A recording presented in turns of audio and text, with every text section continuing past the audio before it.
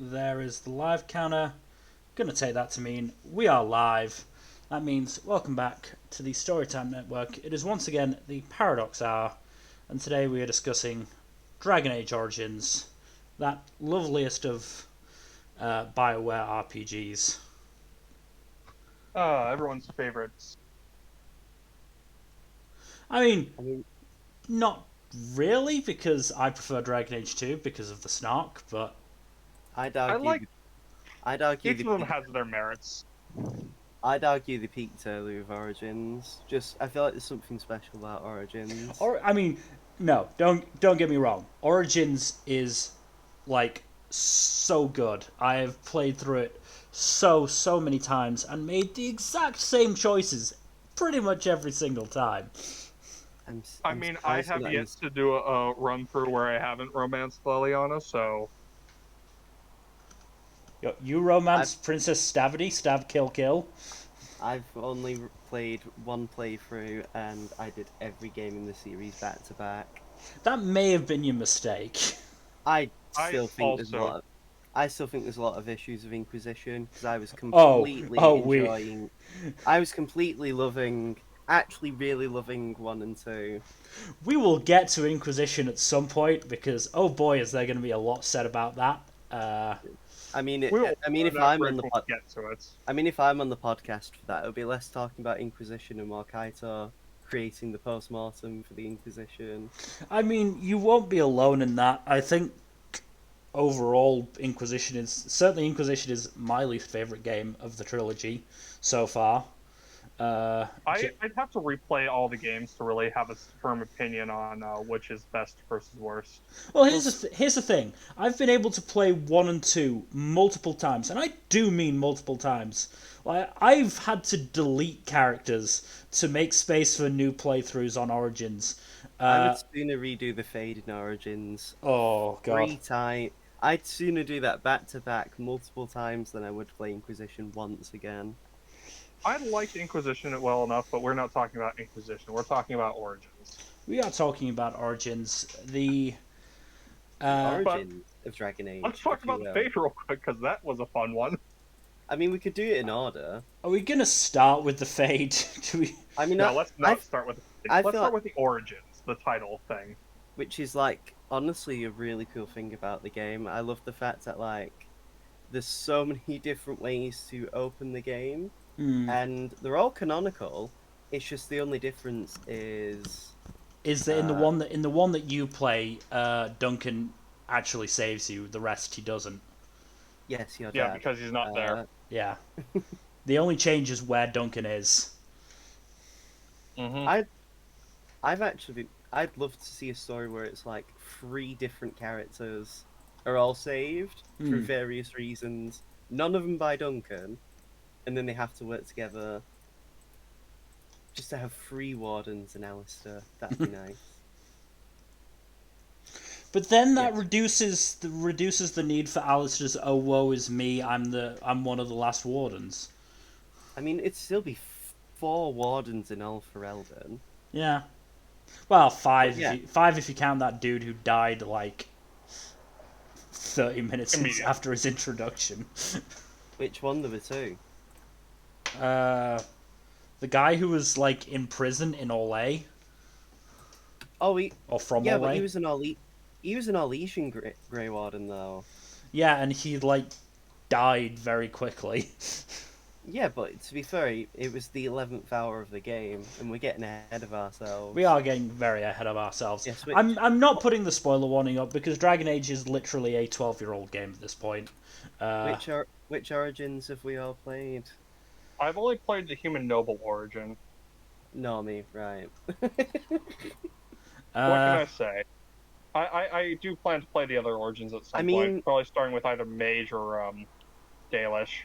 it doesn't help the fact that the game really pushes for the human. It's uh, probably the best Origin for a starter run. so I've done human noble, mage, Dalish elf, uh, and noble dwarf. I have only done City Elf. fucking hell is City Elf? Oh, City Elf Really? is dark as fuck. Yeah, no, I don't think I will wind up doing that one yeah. because that one's the darkest one easily. It's so fucking funny though because you really have to spec into the diplomacy stat Mm. immediately once you start getting points. Okay, so let's just very quickly go through the different origins. So starting with Mage, Which mage? Oh no, it's the same, isn't yeah, it, for both? Mage is the same regardless of what race you are. The only Um, difference is that the human mage is actually loosely related to the protagonist of the second game. mhm. hmm Fun bit of trivia. It doesn't really become relevant at any point, though. Not really. So No, Mage, you take a test to become full blown Mage. Your best friend, who's kind of a dick, tries to escape because he thinks he's going to be made tranquil. Um, Which is basically getting a lobotomy for mages. yeah. I mean, Uh, to be fair, in Dragon Age, you could literally breathe in the wrong direction and you just get made tranquil. or killed. Yeah, because the Templars are jackasses. Oh no, Templars are full on jackasses. I've never sided with them once in any of the Like, I games. don't think I could ever do an Inquisition run where you side with the Templars.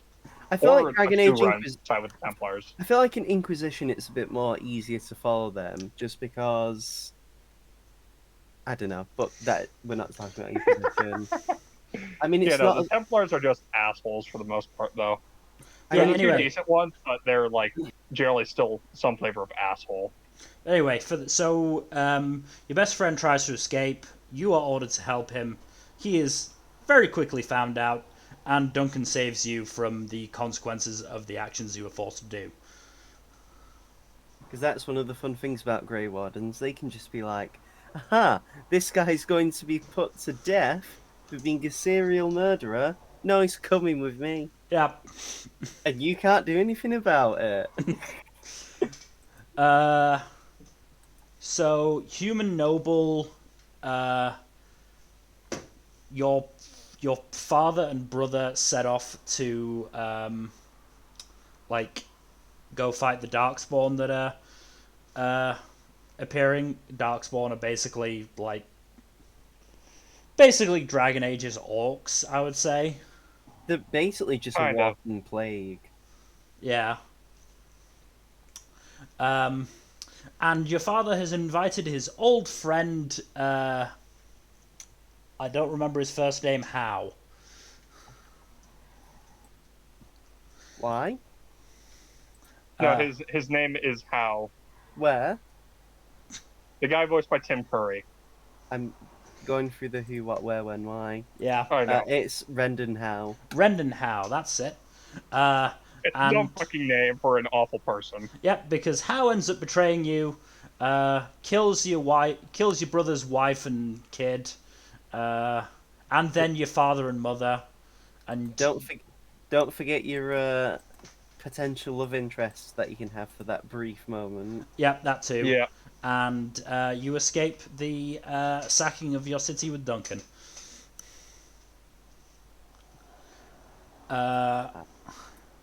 City Elf, do you want to go through City Elf, Kaido? Yeah, I'm really glad I did it, just because it's so strikingly different. Mm-hmm. Also, elves are my favorite race, so any talking of elves will be very biased with me. But yes, City Elf. You are basically about to get married because city elves are basically forced into alienages, which is not a nice name. No. It's And basically a ghetto. you basically have the city elves basically are like, let's get all the people of the same age and marry them off with each other. And so you and your cousin and your adoptive sister, is it? I don't know. You're the one who's played it. I I genuinely am not sure. Bro, this is years ago. I started this before I played fucking Yakuza. Ah, damn. That was a while ago then. Yeah, because I started Zero in I think 2 years ago. See, I did the Dragon Age series when I was in college, which was like at least 4 years ago at this point. Nice. Um, that was it. It is your. Oh, it's both of them are cousins. Thank you, TV tropes. Yes, your male cousin Soris, who's basically like your bro, and then Shiani, who is effectively your sister, because I mean, you Raised live with together and each all. other. Yeah. Uh, if you're a female, you, along with your cousin, are basically kidnapped by the Arl of the area to then be basically take the G out of grape, and you get the idea. It's not a fun time, but it Uh, does go to show how racist everyone is to but elves. but if you are a female, you actually, because you were raised to fight by your dead mother, of course, Naturally. bust out and try to free the others, but your engaged husband is killed. If you're a man, your cousin, your female cousin, and your wife to be and all the other ladies are kidnapped, and then it's basically you and Soris have to bust in and kill some bitches. Regardless, your female cousin is you're too late. She's not dead, but you're too late to save her. Um, and then you basically murder the Arl, which is pretty much like killing a duke. Mm. No, it's the duke. It's the Arl's son, I think it is. I think it's the owl's son, yeah. Yeah, you murder him. Then you're about to be put to death, and then Duncan's like, "No, he's coming for me. I like what he can do." Or she. Yeah. And then your cousin Saurus is left to basically hold the bag, even if you completely accept all responsibility. Yeah, because they want to execute someone. Mm-hmm. I mean, he doesn't get executed, but they still need to pin the blame on someone, and they can't pin it on the Grey Warden. Hmm. But it's just so funny, though, talking to the king of the game after it happens. Mm. And then it's just like, oh yeah, I murdered the Owl's son for doing this to my cousin. And then King Kaelin's like, right. Dalish Elf, I believe you and a friend come across one of the magic mirrors. I can't remember exactly what they're called. It's been a while for me too. And you both look at it, and your friend is either sucked into the mirror or becomes comatose because of the mirror. I didn't.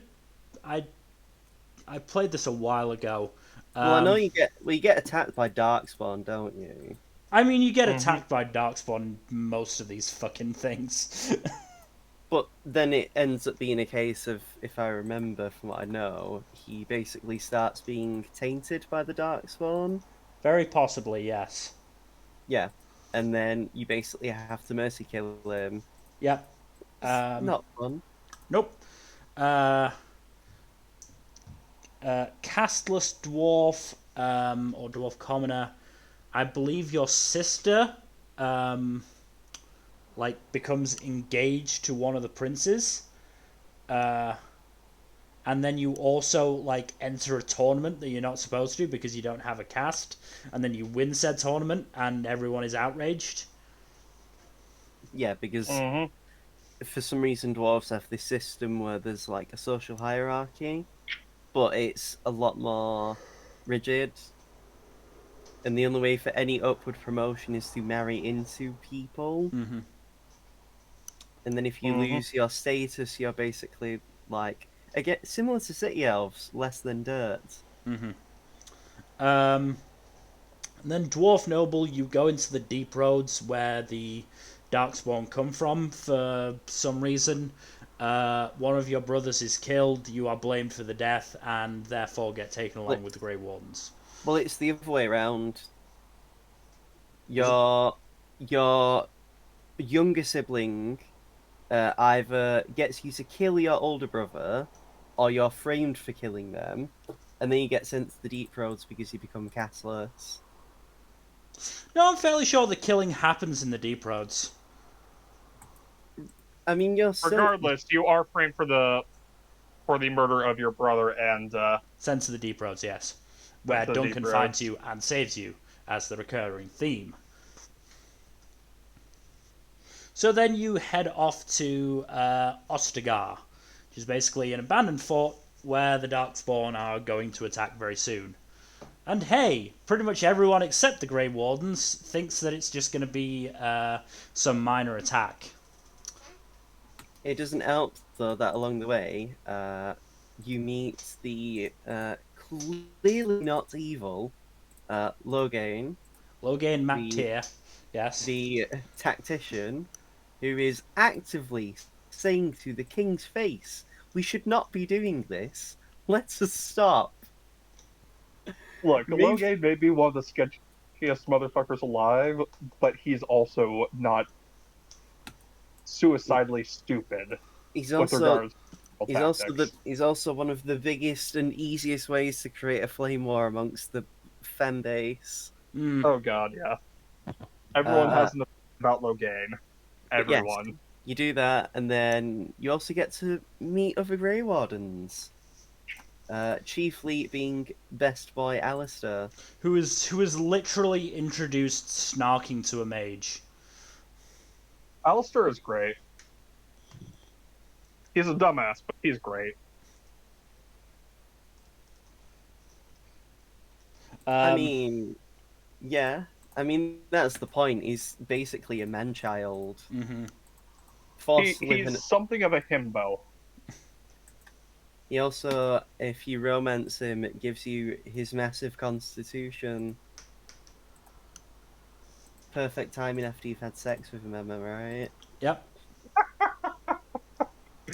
Oh yeah. There are 4 romance options in this game, and Alistair is the first one you meet, I think. Yep. Yes, Alistair, who again is best boy. Then you meet Morgan. who I romanced. Same. Then you meet Liliana, Who I romanced. and then much later is, and it's a shame, but he's the most irrelevant one, is Zevran. Mm. Yeah. Zevran's interesting, but also Liliana and Zevran are romance options for both genders, whereas Morgan and Alistair are both just straight romance options. You can also have sex at the brothel. Yep, that you can. I mean, Dragon Age has a lot of optional encounters that involve sleeping with people, even if you're in a relationship already. Mm-hmm. Mm-hmm. I mean, you can have a foursome at one point, can't you? Yeah, Yes. it's with Alistair and Liliana and Isabella. Isabella. Well, yeah, it's 2 of Alistair, Liliana, or Zevran, Mm. depending on who you're romancing at the time. Morgan's but the only one who doesn't want to participate in that kind of thing. I mean, at she all. doesn't. I mean, there's no dialogue for her even then. Because Yeah, I it's brought her fine. along to see what would happen for the fun of it, and nothing happened. It just happened. Huh. Because it was just because there's one bit early on where you can ask for a kiss from saving this girl, Mm-hmm. and it's just so fucking creepy that I was just like, what other options do I get from stuff like this? And I just made my character a massive horn dog. I, I made it's possible. I made my character basically a punching up, sex-driven, rage-filled elven warrior. It was the funniest. But anyway, oh, as well, you also meet the other best boy of Dragon Age Origins, the dog. Oh, dog. Yes, the dog is great. So, if you do the human noble, You start off with the dog. yeah, you start off with the dog. But if everything else, you basically have to save the dog by getting some medicinal herbs from the Kokari Wilds. Yeah, arguably one of the easiest things to do. It is literally like Just explore. It is literally like on your way, and it is like in the first sort of 150 paces. Bro, just play the game. It's that simple. It is like nearly impossible. You actually have to like see it and go, no, I'm not picking this up to miss it. To be fair, I think it forces you into a fight when you pick it up. I don't think it forces you into a fight, but I think there's a fight right near it. Oh no, I'm thinking of the story fight. Hmm. Because as you go into the Kakari Wilds, Duncan basically says to you and the other three Grey Wardens, who are very Well, easy to forget. one Grey Warden and two hopefuls. Sir Jory and... Come on, Will, you can do it. I'm looking at the name right here. You can do it. I'm not telling it you. Can you give me the first letter? No, Wow. Erish. Oh, I don't fucking remember him. I know do who it is. Do it, you bit. It's. Davith. That's it. Davith. You had to look it up, didn't Yes, you? I did. Fuck you. I get to look up what I want. To be fair, I was Hey, also I looked it up too. I'm not blaming you. I'm just messing. To be fair, I was also stalling to find it myself. But yeah, Davith, decent enough guy. Jory, kind of a dick. Well, it's meant to be a deconstruction on how, like, Sir Jory is I fight for glory and justice, only to find out when the Grey Warden joining ceremony's actually pretty fucked. Yeah. And Davith basically dies to prove what it does. Jory's like, I'm not dealing with this, fuck this. And then he just gets fucking murked by Duncan. Yep. Because He Duncan's made a like... deal and he backed out. That's what happens when you back out of a deal, right? I mean, Well, he clearly didn't feel right for the ones anyway. So let's be real. He was definitely gonna die if he drank that Darkspawn blood. Well, the whole point though is it's supposed to illustrate just how fucking like ambiguous the Grey Wardens are morally. Yeah. Because up until that point, you're sort of meant to feel like, oh, the Grey Wardens seem pretty cool. Duncan saved me, and he's willing to give me a chance. And hey, Kaelin like, keeps going on about how heroic they are. Alistair's nice and friendly, and Davith and Jory seem to be interested. It's like, why wouldn't they be cool? And then you drink basically Darkspawn blood. It's Yeah, Darkspawn blood. you basically drink the contents of an ashtray, and then Davith dies, so Jory gets murked, and then you're like, I guess I have to drink it. And predictably, you live, because... I mean, it'd be a hilarious game. It'd be a hilarious game if all you could do was just play the different origins and then die. To be fair, there is a DLC based around that concept. What was it? Awakening, right? The Darkspawn Chronicles. Oh, that's right, there was. It's a what if based on if the player character had died, and then it's Alistair and a bunch of other party members who have to salvage the situation. And you just play as Darkspawn coming in to murder them all. That's right. See, I barely played that one, but yes, that does exist. It's too much of a downer for me to really try, honestly. I mean, that's kind of the point. It's not meant to be fun. No. I don't want to play such a downer, though. I mean, you get a free weapon, so Yeah. Anyway, you become a Grey Warden, Darkspawn attack, Loghain betrays Kaelin and the Grey Wardens. All of them die except you and Alistair, who are saved by Morrigan, the Witch of the Wilds, that you came across in the woods, which actually led to a hilarious line that we haven't mentioned, which is, swooping is bad. Yep. Swooping is indeed bad, Alistair. Mm-hmm. But yeah, you get saved by Morrigan, and then you meet probably what my favourite character across the trilogy. Flemeth. Flemeth. Yep. Yes. She's great. She's a really fascinating character. The OG Witch of the Wilds, yes. Yeah. This basically old woman who just... Pretty much every bit of piece of dialogue is like some form of foreshadowing. And if it's not, it's snark. Yeah. And if it's not, it's both at the same time. She is full on old woman, I don't give a shit about you and or what you think. I'm just going to do me. But yeah, you basically... 100%. That's what she is. Hmm. Yeah, you meet Flemeth, who's Morrigan's mother.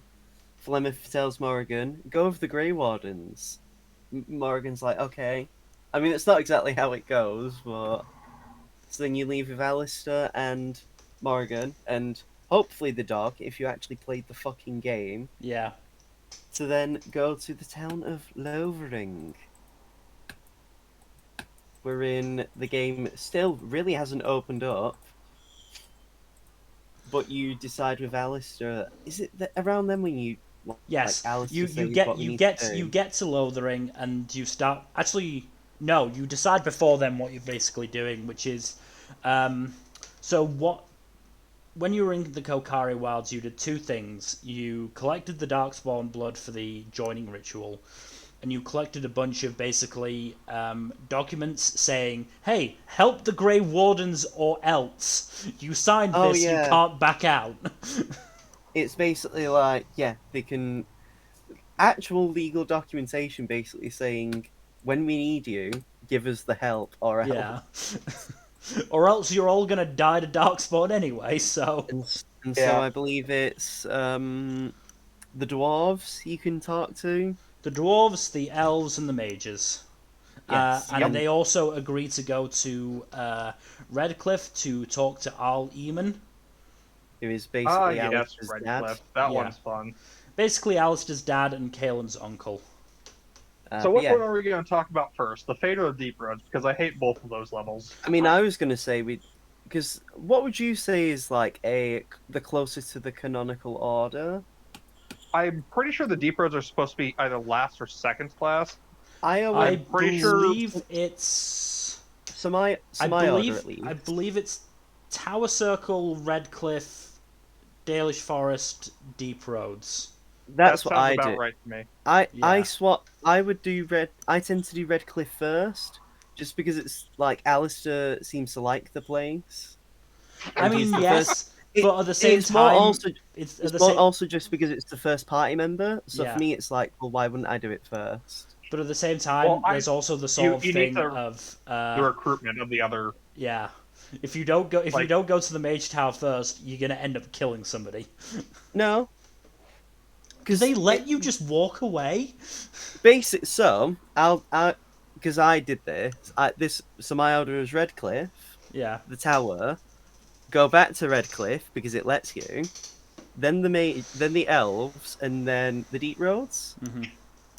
So yeah, you go to Redcliffe, which is basically Alice's home, and it's a ghost town. I mean, yeah, we should explain. It's not as simple as just you go to the place, you hand the leader the documents, and they go, "Yeah, we'll help." Uh, Oh, every single case, it's more complicated than that. But yeah, you basically go. Turns out from the townspeople, the dead are rising. Zombie apocalypse time! Hooray! Woohoo! You deal with the zombos, and then you get round to going to the hold, the castle. Uh, and then it turns out there's a boy who's possessed by a succubus, a sex lust demon. And a desire demon. It's really weird though, because she's like, oh god, the In desire fairness, demon's designs desire are so demons don't have to necessarily be sexual desires. In this case, yeah, it was the desire to save his father. yes, because it turns out his dad is basically like got the clap. Or His what? dad has been poisoned. I mean, Ironically what? enough, by Jowan. Yeah, the mage friend. Ah, Uh, yes, that fuck. Mm-hmm. but if you didn't do the mage origin, he's just there, and it's like, okay, this guy's just here. But yeah, you've got to save the Isle of Redcliffe. But to save the Isle of Redcliffe, you need to save his son Connor, who's been possessed, and to But save him, you need to get a collection of mages. well, you got two options. You can either go get the mages who can send you into the Fade where you'll fight the desire. Well, three options actually. One, you can get the mages. They'll send you into the Fade where you can fight the desired demon and kill it. Uh, Two, you can get Jowan to use blood magic to do the same. Or three, you can just kill Connor. The only problem Which kind of a dick move. It The only problem is. is with using Jowen is that because he's a blood magic user, there is a price. Hmm. And unfortunately, the price ends up being Connor's mum, which then ends up being the second worst option, even though she's a horrible person anyway. Yeah, Isolde is kind of It's awful. literally all. It's literally all her fault. Because she basically But hid yeah, that Connor was a mage so that he wouldn't get taken to the tower, which, resulted in lots of deaths. yeah, no, it's all her fault.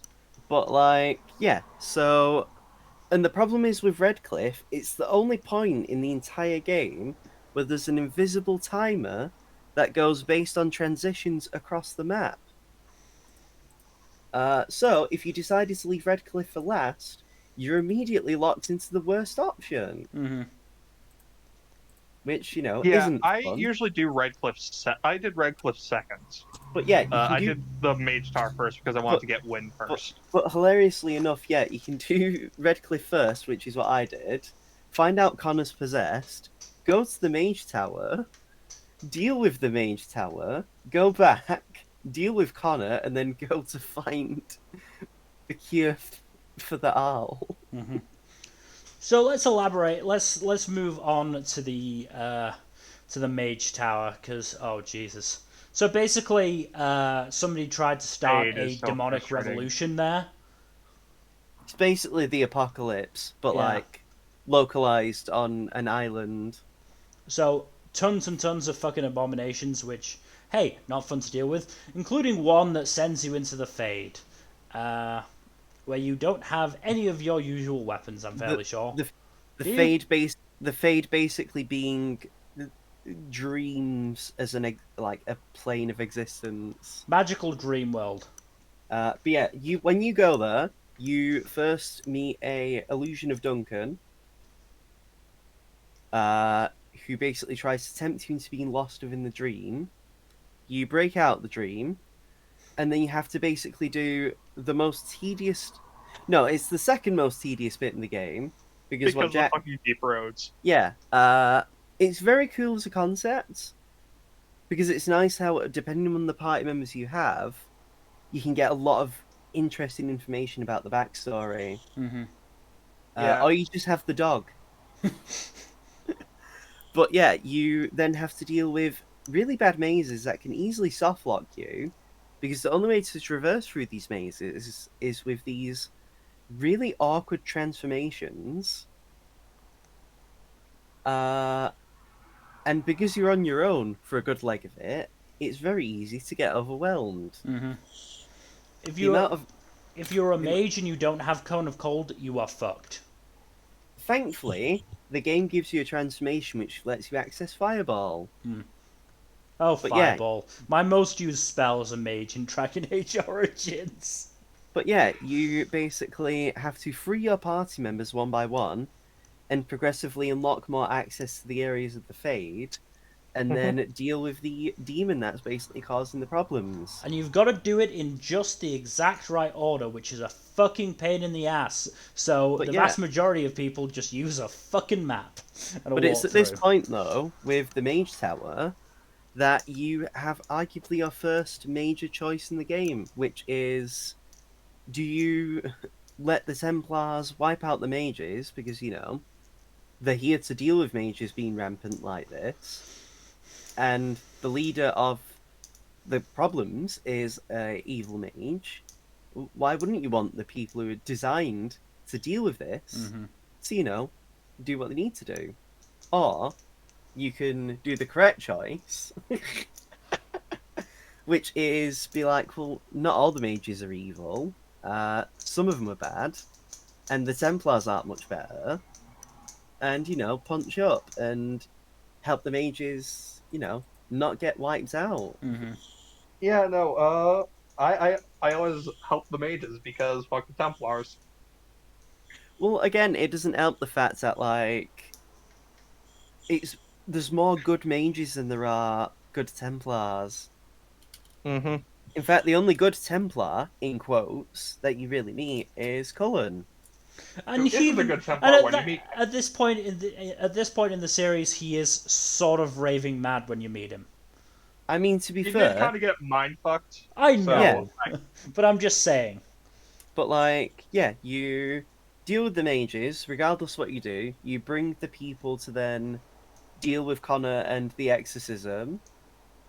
Uh, then you find out that Which is actually an interesting level, because if it's you're not a literally just mage, you have to send a mage in, and you can either send, I think, Jowan, Morrigan, or the fucking head mage Irving. I just sent Morrigan in. Yeah, you send Morgan, and that's the easy option. I think I sent She's like, myself in most of the time. but yeah, well, I Well, mean, I Jalen was, is also sketchy as fuck. So I mean, he is, yes. but yeah, yeah. Once you deal with the exorcism, whether you kill the kid, uh, sacrifice the mum, save him, you get to Al Amen. Turns out he's been poisoned, but it's so bad you have to find the ashes of Andraste, effectively the ashes of Christ Yeah. in that setting. Mm-hmm. And it turns out it's in a very awkward place, nestled because in there's a the fucking dragon there. very lovely town of Haven. Oh, Haven is fucking creepy. Haven, the place where when you get there, one of the first encounters you have is a child playing with a finger.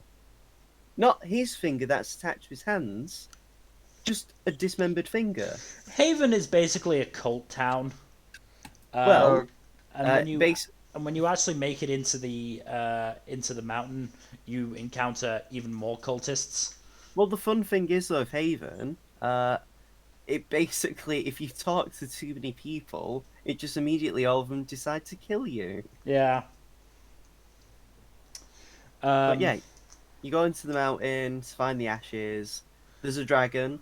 Yeah. There is an optional dragon fight where you have to ring a gong, which is a fucking shock if you don't know what ringing the gong will bring. Imagine not Wait, saving it's before optional? I thought Yeah. it was supposed to be mandatory. Honestly, though, that dragon fight is a nightmare. Imagine not saving before that. Oh God, don't make me. I Oh, was that sounds like a terrible idea. thank fuck I was following a guide when I played Origin. Same. It's But also yeah, it's That's also also the how I got to the fade. yeah, it's also the site of your next big choice, because you can either just take a pinch of the ashes for Eamon and leave, or you can listen to the cultists, take a pinch for yourself, and then defile the ashes with, I think, dragon's blood. Or you Yeah. can be a Chad, pretend you're defiling the ashes, don't defile the ashes, and kill the cultists after learning a specialization. Yeah, because you get the choice of a specialization. Now let me see if I can remember them. So for warrior, it's Templar, Duelist is one of them, and you can learn that by talking to Isabella. One of yeah, the ways you can do that is just by sleeping with her. there's Duelist, Templar, Reaver, and Berserker. I went with Duelist. Duelist is the best one. You can get two. Right. The only character who can have one specialization, and it's why he's the worst character in the game as well, is Sten, who is a Canary, which is the most exotic race in the setting. mm-hmm. They're Yeah. effectively Definitely the horned, most unique compared to the other like, races, which are pretty fancy. grey-skinned horned humanoids that have a very strange culture that, for some reason, people will defend. It Even doesn't though- really follow on I normal mean, human people defend morality. Christianity, so I mean, Yeah. yeah, No comment. but yeah. there's my religion shot for the day. I mean, if we wanted to make shots at religion, we could talk about the Chantry in Dragon Age. Oh boy. I mean, in terms of the Chantry, the main thing that I remember from Origins is that one old Chantry lady who just keeps like purposefully saying the chant of light wrong. I mean, my fondest memory is just talking and like, I think you get called a non-believer if you just outright, what is it, like, insult the maker. Mm-hmm. It's like really early on. I don't know. Oh, Anyway, also on this mission where you collect sacred ashes, if you defile them and Leliana is in your party, you will have to kill her. And win, I think. Oh yeah, I think Win as well. I mean, well, Leliana's doesn't exactly stick because the series is written by cowards. No, it sticks. It I does. mean, I it mean, does, but it also doesn't for the sake of Inquisition. okay, spoilers for both 2 and Inquisition. If you kill Liliana, she does come back, but as it turns out, it's because she got possessed by some kind of spirit. No, a spirit is imitating her and using her form Yeah. or something. So yeah, that's not Leliana. That's a The game, spirit. there's still too much for yeah, but it's not like it really matters. I mean, Like she's it's not, not a playable character anyways after Origin, yeah. so it's not really an issue. But anyway, yeah, regardless of what you do, the ashes are sorted. You give Al Aemon a good seasoning and a razzle dazzle. Put him over the fire. Turns out he's alive now. And then basically tells you to gather your party before venturing forth with the story. Well, yeah, because then you've got to go to the Dalish Forest where they're being attacked by werewolves because the head of the elves is kind of a dick. Kind of. Uh, yeah, you deal with the Dalish elves. You can either cure the werewolves, kill the werewolves, or kill all the elves. You know, the evil option.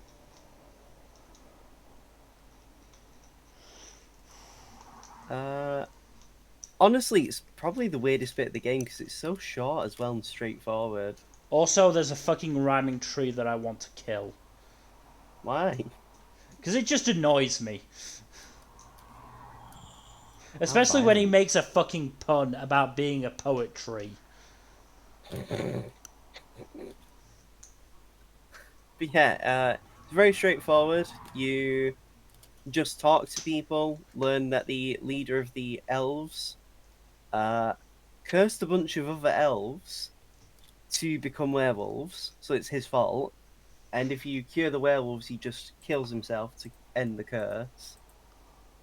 Uh, and then is the next bit, the worst part of the game, which is when you deal with the dwarves in Ostagar. Not Ostagar, Orzammar. Osmar. There we go. Now, see, I didn't mind the deep roads that much. It's so fucking samey and there's no like speed boost. Eh, Can't schmoo through the deep roads. Or my like, biggest issue is that Origins fucking loves giant spiders as enemies and loves having them just drop out of nowhere. that's the problem though. The deep roads are not only the most tedious bit of the game anyway, because it's a lot of running around, especially if you're doing all the side quests. But it also involves enemies that are suddenly the hardest in the game at that point. Mm-hmm. So you have spiders that can pounce on you, and you can't do anything about. You get the most darkspawn you'll ever see, and then you fight tiny little velociraptors. What are they called again? Oh god, I should Deep remember this. stalkers. Deep Stalkers, that's right. All those fucking things. Mm-hmm. But yeah, and you basically, uh, before this though, you also have to deal with politics. Yeah, because what's stopping Orzammar from giving it support is the fact that uh, the king has died and there is a succession struggle between Prince Balin, the remaining prince, because the other 2 princes were killed in the dwarf noble origin that you didn't do, or Or you you're a know, part, or you're the player you're a character. Grey Warden now and so can't inherit, or Lord Harrimont, basically the Prime Minister, I think. He's Something like like, that. yeah, and the game basically tells you, oh, Harrimon's a nice guy, he's friendly, and Balin's a dick. But here's the thing: Harrimont will be a terrible king, and Balin will actually be pretty good. Well, yeah, because it's down Yeah. to the fact that even though Balin's rude and crude and like not a nice person to you, boo hoo, like who cares? Rude, crude, and Uh, bad dude. it turns out he is also a reformist and will actually like stop the dwarves from dying out and stagnating as a people. Yeah. Yeah, he's Versus actually Haramon. looking to abolish the caste system for one. Versus Haramon, who is nice and But he's a friendly. staunch traditionalist. He's an Yeah, isolationist, basically. he basically will encourage the culture to stagnate and die off, which is great. Yeah. Uh, So yeah, and after a couple of playthroughs, I started supporting Balin. I I did it supported Balin immediately. first time around because I had learned that he was Well, was the reformist and also I not. didn't know about that at the time, and I thought Haramont was the good option because he was nice. But it But turns out yeah, he's a terrible ruler. you basically have to you're decided to be the one who appoints the king, and to do this, you have to venture into the deepest parts of the deep roads and effectively make a crown. And to do this, you have to sift through again the aforementioned tiny velociraptors, the big fuck off spiders, and darkspawn. And then you find, I don't remember her name, but Ogren's wife. Ogren being another one of your companions. The worst party member. I disagree, but I understand why you feel that way, and it's totally understandable. I'm sorry, but Yeah. being an It's alcoholic isn't Paragon a person. Branca. Paragon Branca is the one you meet. Bronca. I'm sorry, but being an alcoholic isn't a personality. He's Like also a lech. you can be voiced by yeah, you can be voiced by Steve Bloom as much as you want. That doesn't excuse the fact that he is like incredibly unlikable. And then Yeah, awakening, and then the fucking post game DLC story decides let's get rid of any positive change in this character. kinda. Hello, Hello? hello. Okay, I think we lost Jack, but I think he just roboted. no? I think that was you. Yeah, sounds like you problem. Sorry, Jack. Uh, I mean, Ogren did down a fucking cup of that Darkspawn blood like it was water. I mean, the best bit about Ogren is if you were to take him to deal with the Ashes of Andraste, where you have the segment where all the characters basically talk to their inner ghosts, Mm-hmm. and Ogren basically admits all of his character flaws and all the guilt he's feeling, but most players don't take him with them because he's usually the last party member. Mm-hmm. Yeah. Because here's the thing about Orzammar is they specifically set up an encounter that is too hard if you go there too early. Oh Imagine yeah, picking 100. it as the first place. Hello, first playthrough, first playthrough. Died so many fucking times out there. I died and it was my final area, and I did a lot of the DLC content before it. I died several times too, and that was my second to last area. I did the But yeah, Dalish Forest later, but but yeah, you also find out how Darkspawn are produced, and basically why female Darkspawn don't exist. Oh yeah, And that's that's horrifying. And again, take the G out of grape, multiply it by 1,000, and add a nice dash of body horror and cannibalism. yeah. It The is Broodmother is probably one of the most fucking terrifying boss fights I've ever encountered. the thing is, before the Broodmother, you meet because Branka, the bitch you're trying to find, because she is a bitch. Crazy bitch. She She's led an sexy. she led an expedition into the deep roads, basically taking a group. She kind of snapped, kinda being very generous, and she decided all of the men would be turned into Darkspawn, and then the men would turn the women into broodmothers, leaving the sole survivor as her girlfriend. And then you get to meet Sigrun. No, that's not That's Sigrun. DLC. Yeah. Yeah, you basically have this poor woman who's done nothing wrong, somehow be like of sound mind enough to tell you what's happened. And then she basically jumped. Oh, Hespith is her name. Yeah. and then she jumps to her death because that is the kindest fate she can have. And yet, then you meet the broodmothers I with feel like unscented Hespith's food. fate is a choice. Because I don't remember her jumping to her death. She jumps to her death Does she? because she was going to be a broodmother. Oh. You know what? I don't blame her. I mean, yeah, don't blame her at all. But yeah, you meet broodmothers, the only enemies in the game that have uncensored breasts, and they don't, and it's not for titillation. Yeah. As someone who is very squeamish around exposed body parts, I had to take a break after that fight. The Broodmother is also just horrifying. Mm-hmm. I was so glad I pocketed a bow to use, so I did not have to move closer and have the camera closer to her. But yeah, I think I died about 5 times fighting the Broodmother before I finally managed to kill it. I'm fairly sure when I did manage to kill it, there was like one person left. It might have been me or it might have been Morrigan. you beat that, you murder it, then you meet Branka, who is, pretty tapped in the head, pretty fucking bananas, as it were. And then you find out also how golems in the setting are made. Spoiler alert, it's not fun.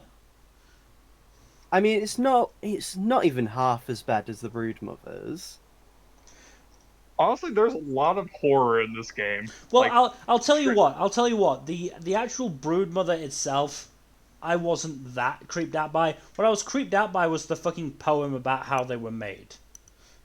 oh, Jesus. Yeah, again, Yeah. because Hespith goes into that fucking madness mantra. But yeah, you deal with you then again the next decision. Do you let Branka live because she knows how to make golems, or do you kill Branka so golems can't be used anymore? And yeah, and then you actually get to have dwarven forces instead of golems. I'm pretty sure I killed Bronca. Yep, I mean, it's the good option. it is. It's the nice You- option. That's the You kill- Paragon option. You do whatever you do. The crown is made. You take it back to Orzammar, and then you have your other option. Do you decide if Haramont or Balin is going to be king? And then that's pretty much it for the main story. Well, Well, no. the first act, you could say, or the second act. Yeah, the end of the second because act. then you head with all the support. You then head back to the capital city of. You can do it. Don't look it up, Mel. Do it from memory. Denerim. There you go. Denerim. Where you basically have to overthrow Loghain, who has appointed himself dictator of the country, and is completely ignoring the Blight, basically. Yeah, he's basically like, oh, there's an apocalypse. Now we got to deal with foreign relations. So Yeah, because so he has like some really. He has a hate boner for I think Orlais. Orlais, yeah. So here's the thing. Loghain's hatred of Orlais is not rational, but it is understandable, because in his backstory, like, only, a few decades prior, Orlais had basically invaded Ferelden and taken it over, causing a lot of death, including to Loghain's wife? Question mark. It's in one of the novels, and I haven't read them for a while. You canonically know his dog. It's his dog, but the thing is, like, they basically took his dog, forced it to be bred, like to breed with, to make more dogs, and then its last dying moments were in Loghain's arms, which is very traumatic for anyone. Oh, they graped minus G and killed his mother as well. That was it, yeah. Lovely. But yeah, it wasn't nice, and fair, be pissed off at them, but there's the apocalypse is happening. Look, racism doesn't And make sense. also, uh, and I don't know why people forget this, Loghain sells the city elves Hmm. into slavery and then tries to justify it, and no one bats an eye. Oh yeah, no, Logain is still, a Even the fucking ass. nobility, even it's so sad that bringing that up actually does not help you. It Yeah, is. because most of the nobility are kind of racist. Yeah. Which is why, again, my city elf character was a very not anti-human but anti-nobility. And entirely valid. So But yeah, yeah. you Meanwhile, what? you're also like maybe recruiting his daughter to work against him. Yeah, Um, that's another point. Is like you have to form the Landsmeet, I think it's called, Landsmeet, yes. where you basically bring all the nobility together in Ferelden, and you have a democratic vote on what you want to do. And yeah, you can to make things easier. You can bring Loghain's daughter to basically betray him with the promise that she will be made queen. Or you can Still, make Alistair king and save his life.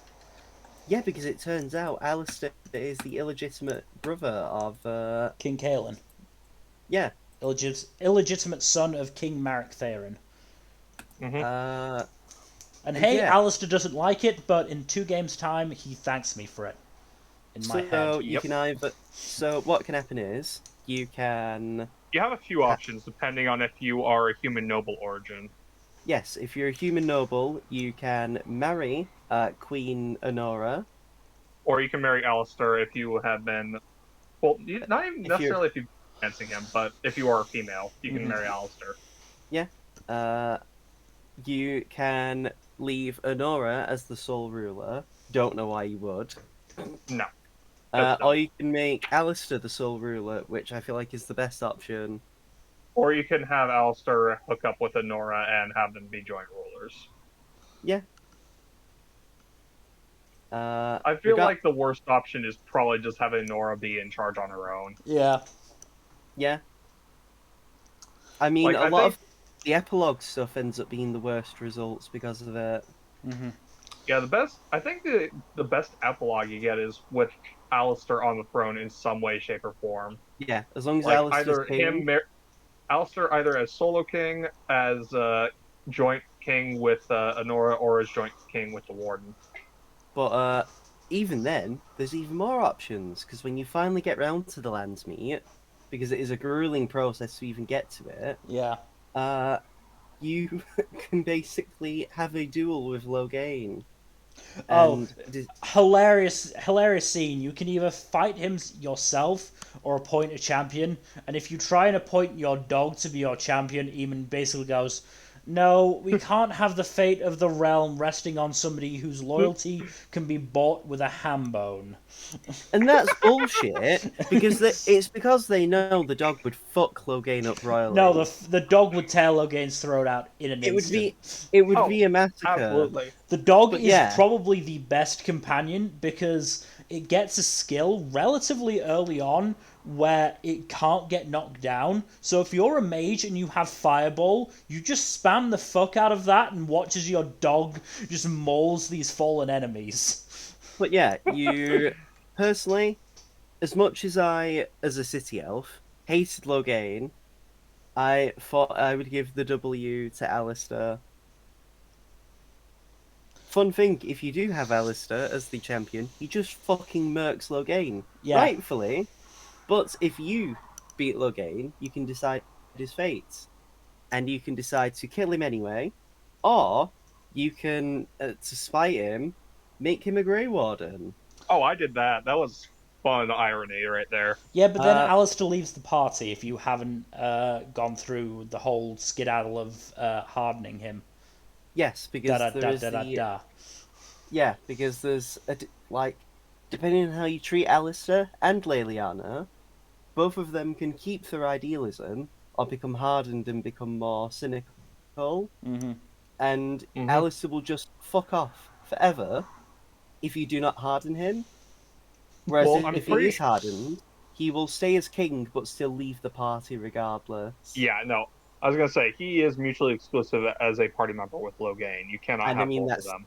to be fair, making Logain a Grey Warden is basically spitting in Aldane's face. Aldane. Alistair's face. Mm-hmm. Fucking Hmm. hell. I mean, it was hard for my male character to harden Alistair. Yeah, it's not I easy. mean, no, I think if you're pretty enough, you could. No? Okay. Anyway, Anyway, finally we get back to We're the not dark. rising for that. Finally, we get back to the Darkspawn. As it turns out, the reason why only a Grey Warden can kill the Archdemon, the leader of the Darkspawn and the leader of the Blight, is that if anyone else kills it, what does it it'll do? just it It just just goes into transfers its body to another dark spawn. Yeah, yeah, Soul but rather. It transfers its soul to another dark spawn. but because the Grey Warden is considered a yeah, Darkspawn, he's basically half Darkspawn. you kill the Archdemon, and the closest body that Archdemon has to go is within the Grey Warden. But again, because they're not properly an Archdemon, the soul effectively destroys each other, Mm-hmm. and the Archdemon is then destroyed. Thankfully, But then, Morrigan has a workaround. but again, that's Yeah. another choice. You can decide. Well, at the bare minimum, someone can have sex with her and have a child, which then the child will absorb the soul for reasons, And become basically a demigod. or you can just say no, let someone die for no reason, Mm. and Morrigan just leaves. Yeah, I slept with Morrigan every time. It's not like it was anything different from what I was already doing. Well, that's the Yeah. thing. Either you, the male player character, can sleep with her, Alistair could sleep with her, or the newly added Logain, which would be very awkward, I feel like. Yeah. I feel like if you've got Logan in the party, like you're basically setting him up to die. Yeah. You're No. basically I mean, saying I don't want myself or Alistair to die. I'm gonna make Logain do it. but yeah, regardless, whatever happens, happens. And then you prepare for the final fight, and there's pretty much no other choices at that point, is there? Mm-hmm. Nope. Nope. Yeah, you beat the Archdemon, stab it, someone dies, whether it's just the Archdemon on his lonesome or a Grey Warden with the Archdemon, and then you save the world from the Blight. And everything, and it all ends happily ever after, right up until Dragon Age 2 and then Inquisition. Well, before that, actually, there is one final choice. Because Alistair, or the ruler, basically asks what you want as a reward. Mm. Trying to remember what this one was. It's basically what do you want, like, you can choose. I, personally, as the city elf, decided I wanted to be his right-hand man. Because I thought Interesting. I thought because Alistair's such a himbo, he'll need someone smart and persuasive to actually help. Turns out it's also the best result if you're a city elf Grey Warden. Mm-hmm. Yeah, Because, because it leads to alpha forms, right? yeah, otherwise any other option gives you riots. Makes sense. And it has to be Alistair as a king, at least, at minimum, on his own. Okay, so here are the boons you can ask for. You can be named Chancellor. You can be given Logain's estate and wealth. Nice. You can demand Al Howe's family pay for the massacre if you're a human noble. And Oh yeah, the Grey you get Wardens to get murder. Howe's land. Yeah, you get to murder you get Howe, to. which is fun. I love it. I love it. It's great. You can ask for the city elves to be treated better, and either the Grey Warden can become the first elven ban, or one of your cousins can. Which, again, it is just better to be the Chancellor. A mage can ask that the Circle of Magi be given its independence, which does not happen. Yeah, A that one. Surprise, surprise, surprise! The most important parts of the game are forced into a status quo. A Dalish hero may ask that the Dalish be officially granted territorial sovereignty. A Dwarven hero can request aid in battling Darkspawn in the Deep Roads. You can get a statue erected in the Warden's honour. And that's about it. You do get a lot of stuff to choose, though. Hmm. And then you go for all of the epilogues with every character. Hmm. But it would There's probably also look... a bunch of DLC in the game as well. Yeah. Yeah, but most of the DLC is completely irrelevant in terms of like the smaller stuff. Mm-hmm. The only one that really has an impact is the returning to Ostagar and I think the Vigil's Keep. I think it is. Yeah. And even There's then, that has also literally no payoff. There's also Liliana's song, which is her backstory, basically. Well, let's go through the DLC. So the Shale stuff. Shale is a pretty fun character. Yeah. A golem. A golem who has been frozen in a village for like what 30 years and has been Something like shit that. on by pigeons that entire 30 year, and so they have a hatred. Oh yes, Shale Literal- hates pigeons. Literally, when you recruit Shale, you get a cutscene of you about to walk out the village, then you hear a thump. You turn around and you just see a squashed bird. With Shale just standing innocently next to it. So the Vigils Keep one, where there's a zombie Grey Warden making more zombies there. And you can take it back and you basically get some of the best weapons in the game from that.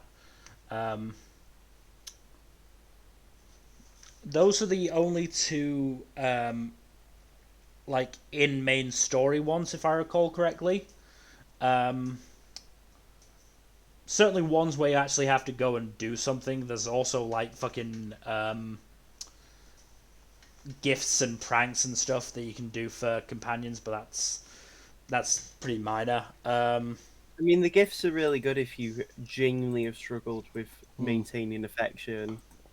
Because the gifts just immediately max out friendship. You say that like I don't just buy the gifts immediately and give them to them as soon as they enter the party, and just give them full on. So, because I did the cursed playthrough and played it on PS3. Does it just always skip all of the dialogue if you do that though? No, I don't think so. Because for me, it skips a lot. It skips like 90% of Sten and Zephran's dialogue. I don't think so, but I haven't played the game for a while. So in terms of other DLC, as we said, there's the Darkspawn Chronicles. There's the Liliana's Song, where you basically learn how Liliana ended up in Lothering as a Chantry sister, despite being, an assassin. There is Witch Hunt, which is a year after the end of Origins, where you search for Morrigan after she disappeared at the end of the main game. And you can basically follow her into one of the magic mirrors, I believe, is how that one ends. Yes. And then there is Awakening, which is basically less a DLC and more an expansion. Well, the idea is you play Origins, Awakening, and then finish it off with Witch Hunt. Yeah. Yeah. Do we want to talk about Awakening? I mean, we can talk about Awakening. Briefly. Basically, you are now head of the Grey Wardens, and you basically get given Alhau's keep to look after, and you basically got to deal with any remaining Darkspawn. Turns out, though, that there are a couple of very special Darkspawn. There is the Architect, who is a Darkspawn mage who can talk, and the Mother, a Brood Mother who is insane and is even worse than most Brood Mothers. I legit had to look away when I was watching those scenes with the mother. Don't blame you. Do not blame you. Yeah. Basically, your choice there is you can because the architect basically wants to end conflict between the Darkspawn and other races. The only problem is the architect does not elaborate on how would that go about. Because do they mean the Darkspawn will just never continue to populate? Or would he want people to populate Yeah. and be like effectively unwilling sacrifices? Because it turns out, yeah, the architect can just make Darkspawn have sentience. Yeah, that's basically what happened to the mother, and it did not go well. It did not go well. To be fair, with the trauma of becoming a Darkspawn, and then because it turns out, being a Darkspawn, they have an innate connection with the archdemons, which effectively speak to them at all times. And becoming sentient means they lose that connection. And because the mother was so used to hearing these voices, couldn't hear them anymore, effectively the isolation made a break.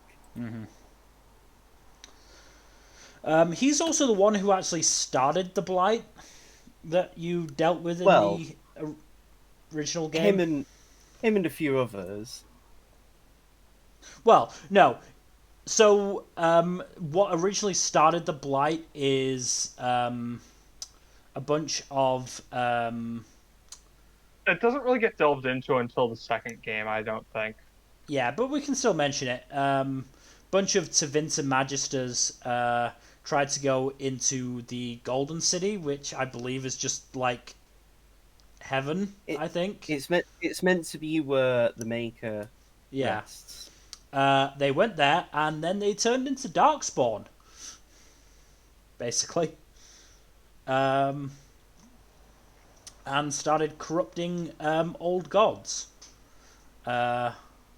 But he was actually he was the one who caused the actual blight that started that was in the game, the fifth blight, I believe it was. Yes. Because he tried to he basically tried to do a inverse joining ritual to stop blights from happening. Instead, he started one. Which, hey, a lot of fun. A lot of fun to deal with there. A lot of fun to deal with. Though the big thing about this game is that this is the first time you meet Anders, who becomes a main companion in the second game. Honestly, Awakening's party members was so mixed for me. Oh, yeah. Oh, they absolutely were. Because they decided to bring back Ogren, remove any positive development he had, and make him worse. Mm-hmm. And at that point, I did not even do his companion quest. I hoped he would die in the epilogue. Okay, so on the bad side, you've got Ogren and Valana. Valana's... Oh my god, Valana. Again, another one. Fucking unbearable. I couldn't even do Valana's character quest because the game locked me out of it. Mm-hmm. On the side of I haven't actually spent any time with them, you've got Sigrun and Justice. Again, Sigrun is actually broken. Apparently, if you go to the city first, it locks out her companion quest. Oh. Or at least there's a chance to. Mm-hmm. Because the idea is the game expects you to get the party first before you go to the town and do quests there. Yeah. For some reason. Mm-hmm. And then on the good side, you've got Anders, who is a circle mage who has tried to escape 7 times, and then you can script him. And Nathaniel Howe, the son of Al Rendon Howe, who is actually a pretty decent dude. He's my favorite character in Awakening. Nathaniel is pretty great. We were cheated out of him in later games. Yeah, it would have been nice to have more of him. And yeah. Fucking Anders made the same joke that you did, Kaido, upon hearing about the Hows. I know. That was the point. It was the long con joke, Mel. I'm that good. But yeah, like, very mixed. The actual story is pretty simple and pretty fun. It's nice knowing that you are the biggest man in the room, really. Yeah. At all times. The fact that you can just casually meet some bandits, tell them who you are, and half of them will jump off a cliff rather than deal with you. Yeah. When suicide is a preferable alternative to being murdered by one guy, you're pretty hot shit. You also get the best mage specialization in Awakening, Battle Mage. No. No? You get that in the base game. No, you don't. You do. You don't. You do. I'm fairly sure you don't. You do. You get. It's a completely optional thing, but you get it in the base game. You might have missed it. No, the ones you get in Origins are Arcane Warrior and Blood Mage. Are we not talking about the same thing? No. Battle Mage is a different thing. What do you mean by Battle Mage then? So Arcane Warrior is basically you can start wielding weapons while you cast, which is actually very good. Battle Mage is spell focused. You are just got a bunch of fucking badass spells. Oh right, fair enough then. Ignore me.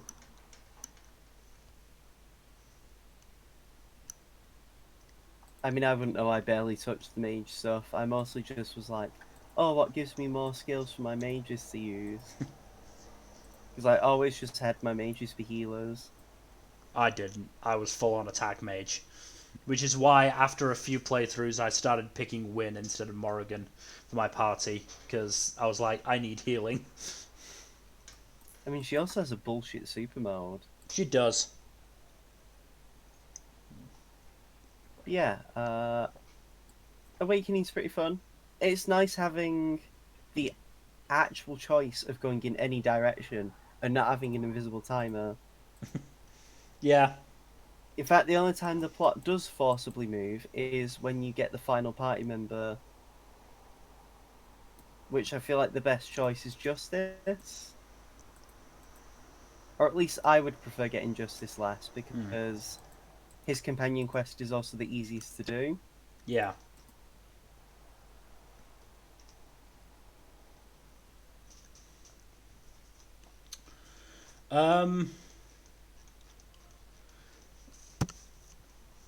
So what oh god, what are they fucking called? Like fucking Jesus, why am I forgetting the word for this? Class did you go for? Did you both go for? I did Warrior. I'm Same. probably gonna do Mage on my second playthrough. If I played it again, I'd probably do Rogue. Just because I did it's Rogue nice, when I did, which was fun. I'd rather do Rogue first, just because I like knowing I can always have access to picking locks. Yeah, that's a big thing. That's a big issue. That's fair. I do that. Then I would play, because what I want to do is I'd want all my playthroughs of each game to be different classes. So I do Rogue, Grey Warden, Warrior Hawk, and then Mage Inquisitor. I did it differently. I did Warrior, Grey Warden, Mage Hawk, and Rogue Inquisitor. Well, that was I did differently too. I did Warrior Warden, Rogue Hawk, and Mage Inquisitor. Well, if I did a second playthrough, that's what the thing I said would be what I do. Mm-hmm. My playthrough is what Mill did, though, like Mm. the order of classes. So, like my big thing was that certainly in Origins, what I'd love to do. Well, I was either a mage or I was dual wielding. There was no other choice basically for me. Um, and so when I did my long playthrough of all three games and wanting to do each each different class through each game, I had to pick warrior for Origins to be dual wielding and still get to play as a rogue in Inquisition because that was the only class that I could actually get through well.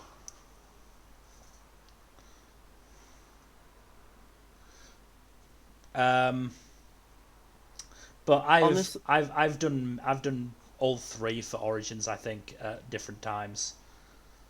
I feel like I could replay Origins the most, if only just because the Origins alone, I feel like add a lot. Mm, Honestly, though, if I was going to do them again, I'd probably do Human Noble mm, and then Dwarf Noble, yeah, just because they seem that and City Elf feel like the paths that actually have the most impact on the setting, yeah, and all of them I feel like give you the best results in any option. yeah. Because like, if you're a Dwarf Noble, you can be a Paragon.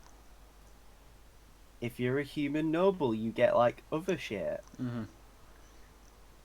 Whereas I Well, feel like you don't have to worry about finding that darn hiding herb in the Kokari Wilds. yeah, Um, I think now this is. I did the Dwarf Noble Origin a while ago, and I didn't get that far into it with my Dwarf Noble actually. But I believe I may have made Gimli. of course. I can't 100% remember, but I'm fairly sure that's what I did.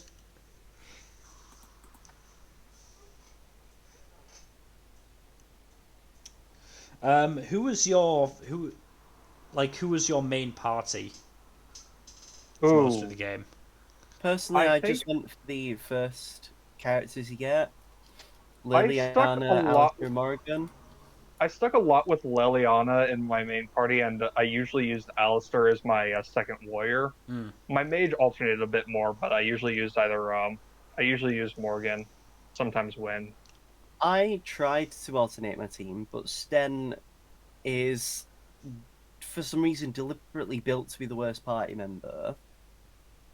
Um, so I barely used him. Hmm. The only time I used him majorly was for the fade. Hmm.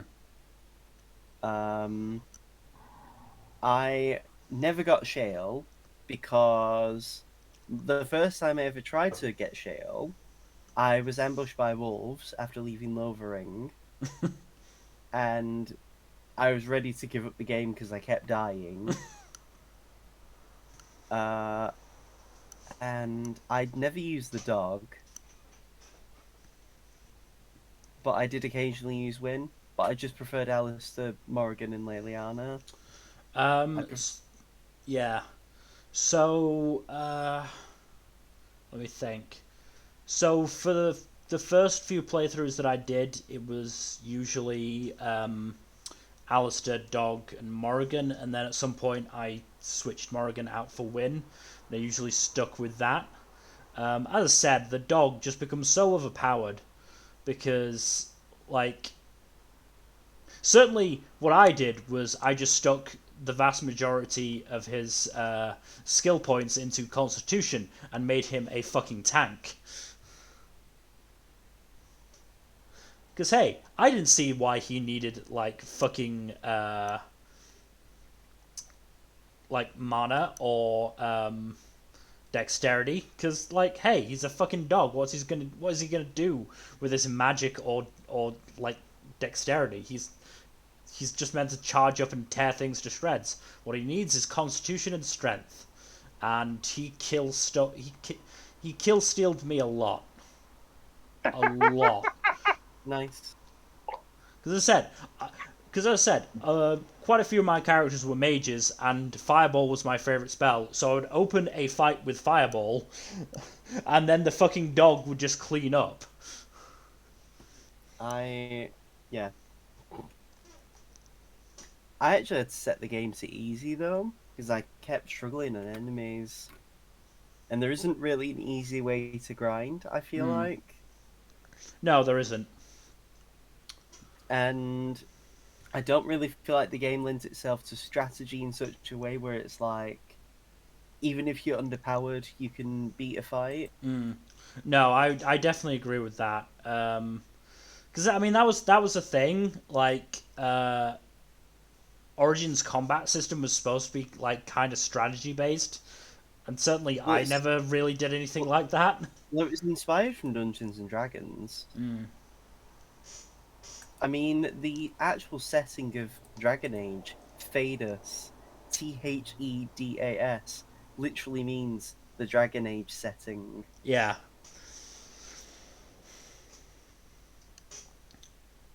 I mean, this is the same, same corporation that made Baldur's Gate, which is, pretty much Dungeons and Dragons. I mean, Baldur's Gate is literally just based on a town in Dungeons and Dragons in the Forgotten Realms. Yeah. But then so many people complained in Dragon Age 2 when they got rid of the strategic element of it.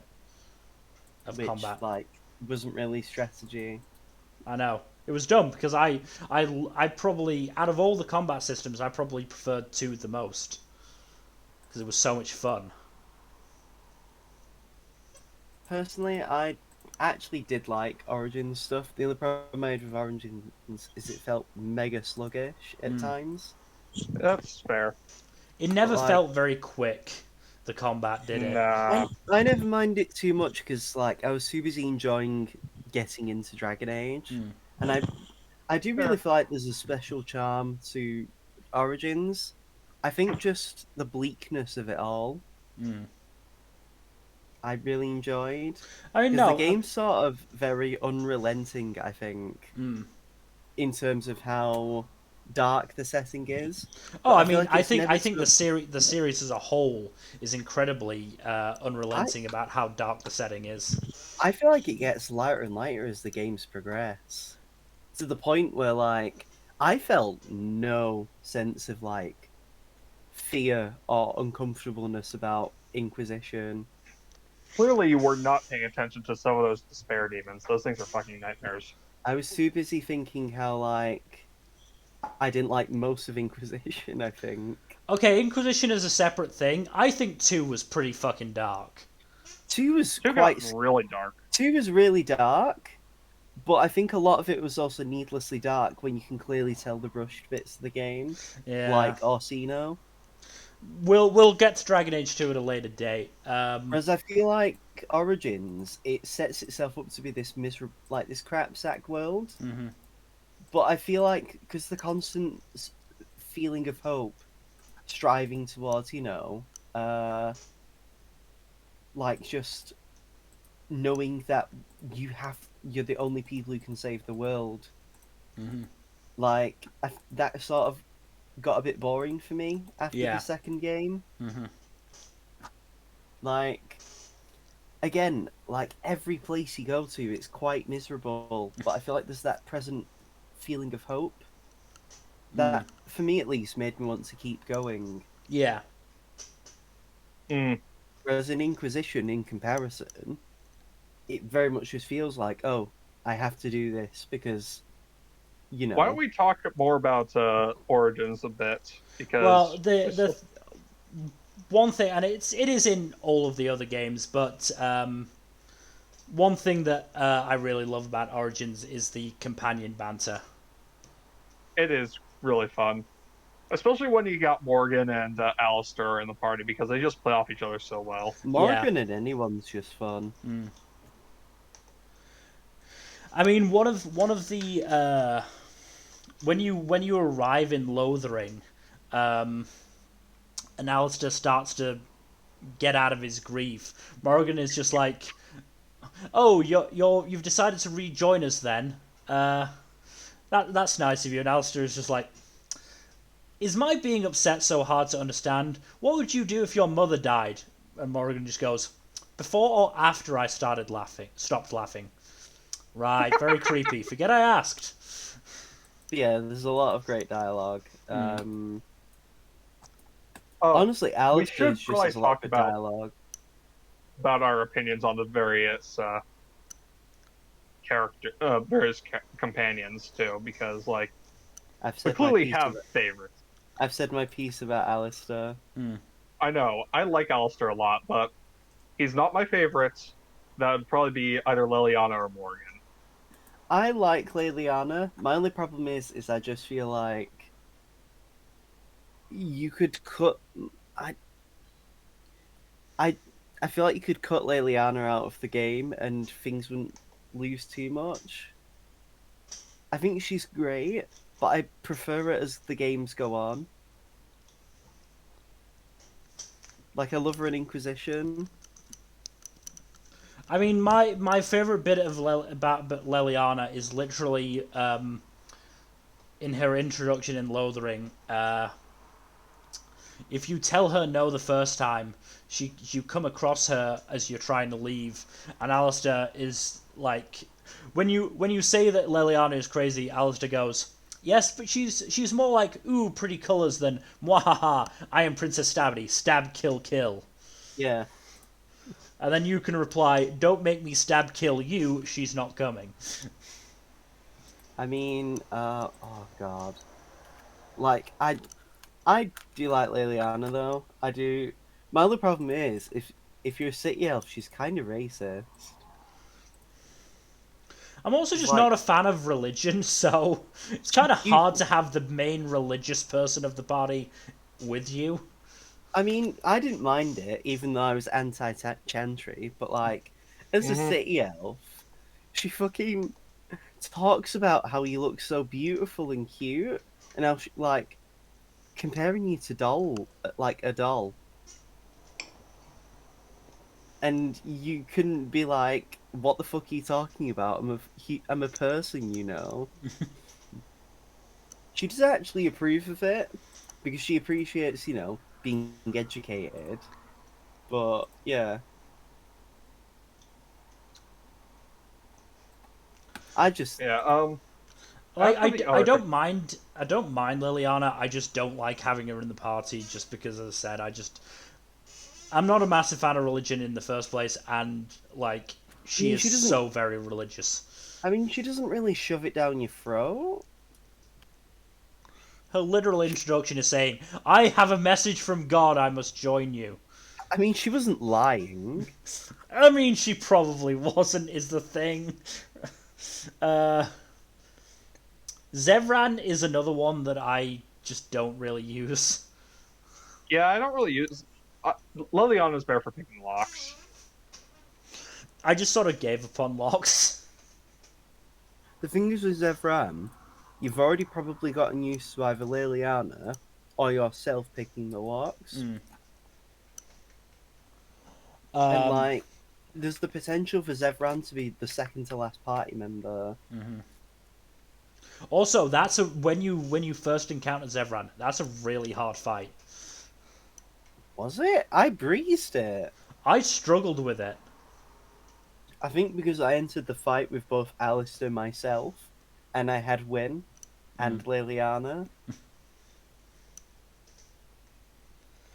Um, I didn't.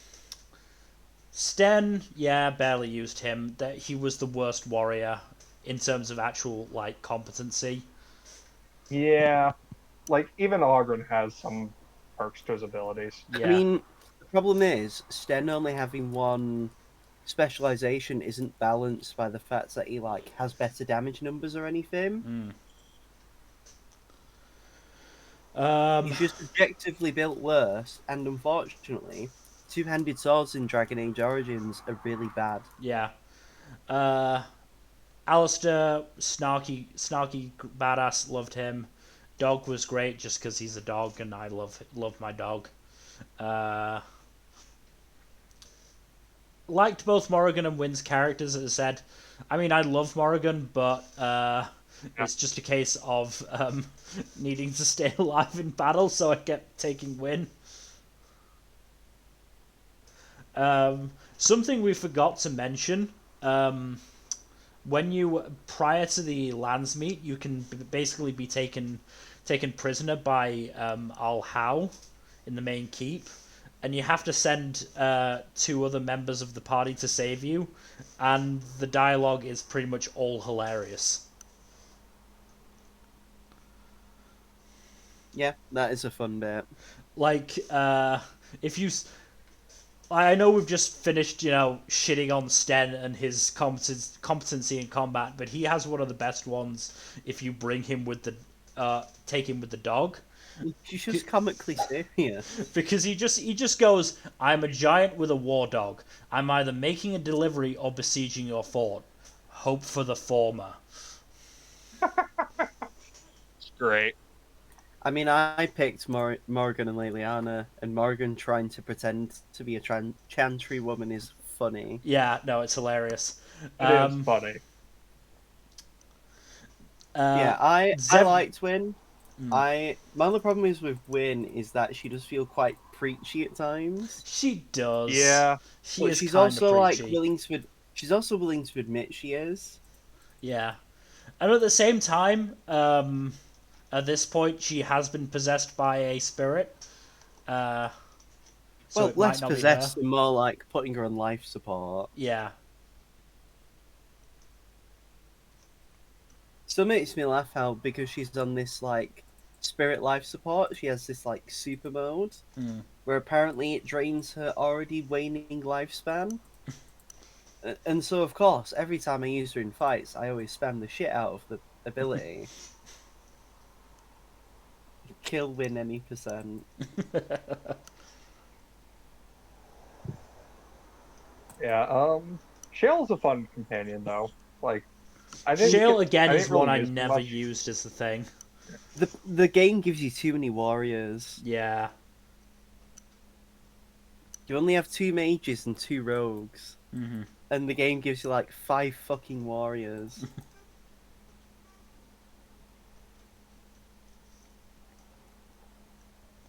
I mean, Shale is fun just because of their dialogue, more than anything else. Let's try and find some.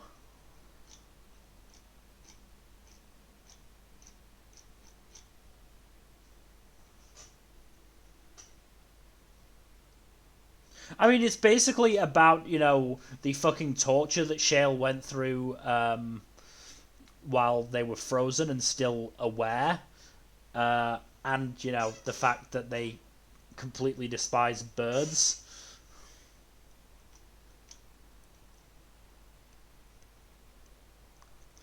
Oh, that's... She is funny, it's just Oh, Again, here's a too many funny one. warriors. Here's a funny one. Liliana trying to say that Shale is a good person and says, "You aren't all stone, Shale. There's a person inside of you." Shale goes, "If so, it is because I ate it." God. Yeah, she is fun. Yeah. I will also say that the what was it? Shoot. You'll get there. Shale is just Yeah. such a fun companion, but it's she's definitely better than Onrin and Sten, honestly. The biggest issue is that there are too many warriors, as has been said. Yeah. And the dog counts as a warrior technically as well. Yes. Yeah. So But yeah, you get 2 mages. One is a battle mage and one is a healer, and that is just not enough. I mean, you can build and you them get if you two like, two rogues. Yeah. And you get 5 warriors. Yeah. And it's even crazier in Oh no, Origins did it equal amounts, didn't they? Not Origins, Awakening. Mm. Yeah, because in that they did Because you've got Anders, Anders and Vallana as mages, Mages, Sigrun, Justice and Ogren as the warriors, and Nathaniel and and then Sigrun as the rogues. yeah. That was the one good thing about having Nathaniel, is that finally I could unlock chests I mean, and my end doors. game team for Awakening was Nathaniel, Justice, and Anders. It was just me and the boys. Mm. Because fuck Ogren, I really did. Again, if it's not clear enough, I don't like Ogren. Oh, we got that. Mm-hmm. Are you sure? I could continue.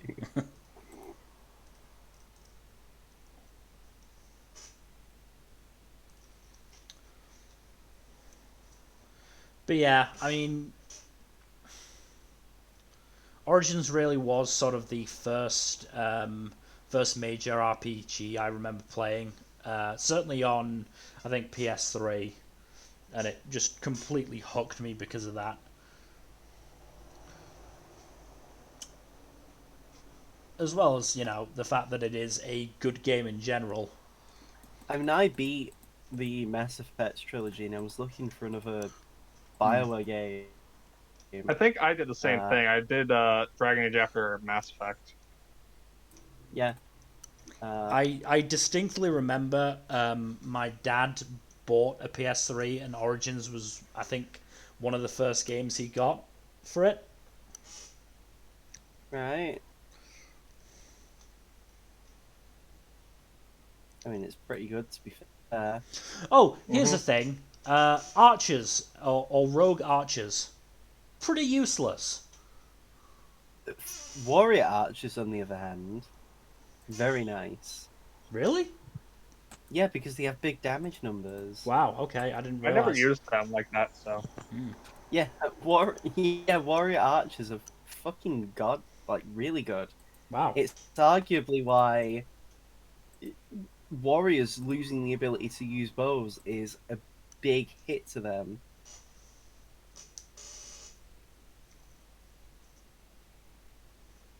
Also, Wow. because the thing is, Mill, Mm, uh, warriors are also infinitely more tankier than a rogue. mm, that makes sense.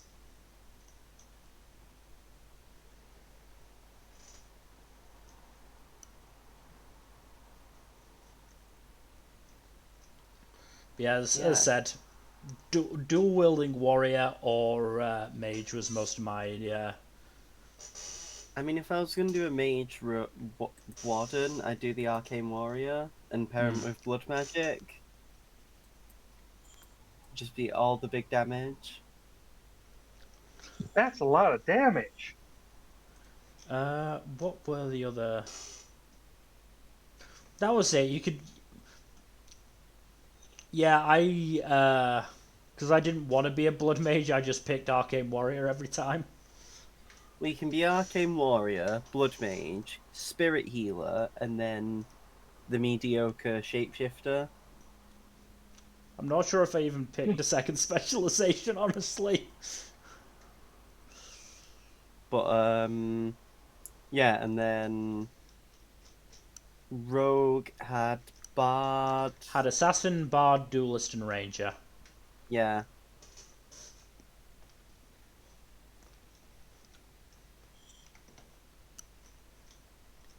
and then warrior, berserker, champion, reaver, and templar. Fun stuff. honestly though, I never really noticed the specializations. Mm, They don't. A lot of them didn't really have any immediately noticeable abilities that like had me interested. yeah. For me, it was just like, oh, I guess this does a thing. I can't tell what it does, but I'll believe the game when it says it's doing something. Hmm. Yeah. No. The big thing about or the main reason I got arcane warrior was just to be able to wield weapons. Well, the fact it substitutes your like Magic for strength, strength requirement. Yeah. yeah,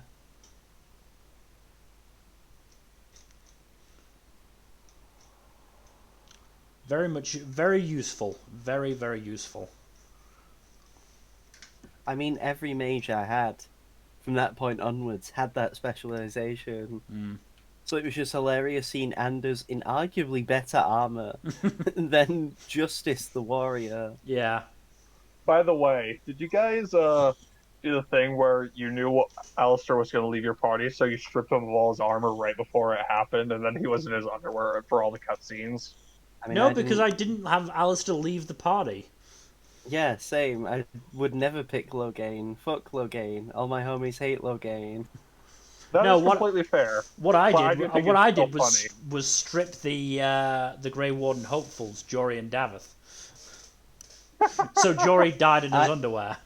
I mean, I did that, and I also did it with Myri from Yeah. the second Awakening. in Awakening. Honestly, it really sucks that Myri doesn't make it. Yeah, Yeah. because I would have rather I'd have rather Ogren died. Would have been nice to have a cool like warrior female party member. Mm-hmm. No, we had to wait until.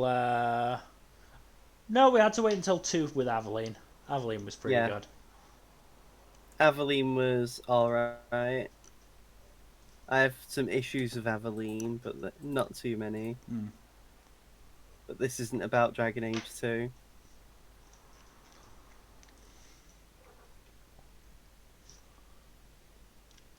Just trying to think Yeah. if there's anything really else. I mean, I feel Not really. like we've talked it to death. Mm. It's a very good game, but like, it's not without its problems. Mm. I thoroughly enjoyed it. Again, I could replay it more than 1 or 2. I'll be Yeah. absolutely honest. Than 1 or 2. 2 are Inquisition. The I meant to the say. origins definitely give it a lot more replay value than 1 or 2. I think I'm more likely to replay 2 just because I prefer the combat system in 2 to 1 or to Origins. I would. My only gripe really is with 2 is just like some of the incompetence with characters gets really grating on me. Like everything involving Hawk's mum. Mm. Or the situation with the Canary.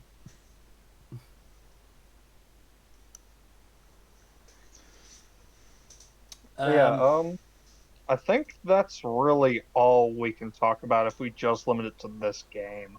Yeah, I'm just trying to think if there's anything else. Oh, that's right. One time, I've got an obsession with one of the dwarves, one of the dwarven guards in Orzammar, because when I was playing it while fairly sleep deprived, I found him going "Good day to you" in his voice, just utterly hilarious, utterly hilarious. I mean, the only other thing I'd say we could talk about is the 2 dwarf merchants. Oh, Bodan and Sandal and Bodan, yeah. Yeah. Enchantment. Enchantment! You say The that, guy but who- that kid is a fucking nightmare. Yeah. Why? He seems to be the only dwarf who's able to use magic. Or Well, something. the idea was he was made tranquil, and then he's just seemingly a god because he can murder anything and everything in his path. Yeah.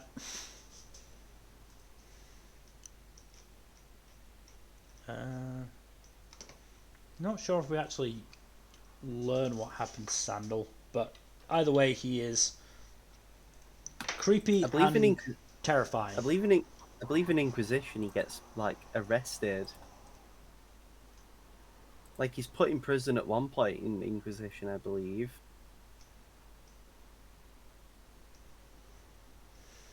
I don't know. No, I don't think he is.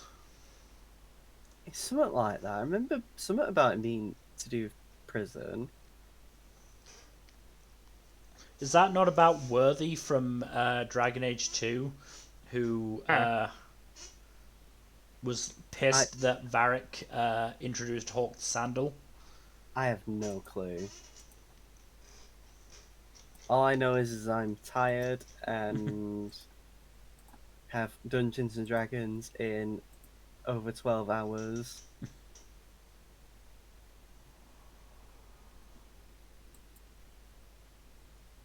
I'm going to say, is there anything else we can really talk about of Origins? No, other than that we will never see the Warden in any subsequent games. Probably not. Yeah. No.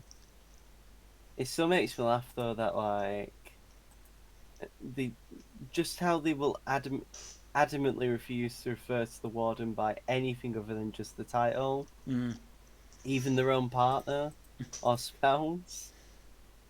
Doesn't Alistair lampshade that in, I think, 2? I have no clue. I can't remember. I'm fairly sure he does, because he arrives with Ban Tegan, who, calls them by, like, Hero Ferelden or Grey Warden or something like that. And Alistair's just like, they have a name, and then doesn't actually say it, obviously. Yeah, because Alice is like, oh fuck, I can't say the name, I don't remember it. Now that would have been funny. But yeah, that about does it for this one. Kaido very clearly is tired and needs to sleep for tomorrow's session.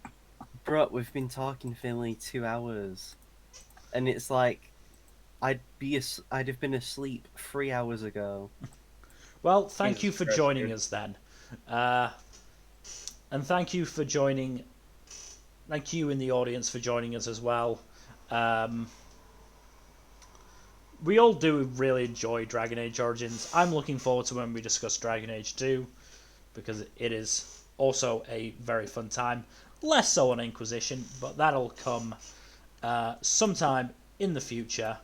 We'll have to bring a lot of. We'll have to prepare ourselves to the post-mortem of Inquisition. Yeah. In terms of future streams, tomorrow, as Kado said, is D&D.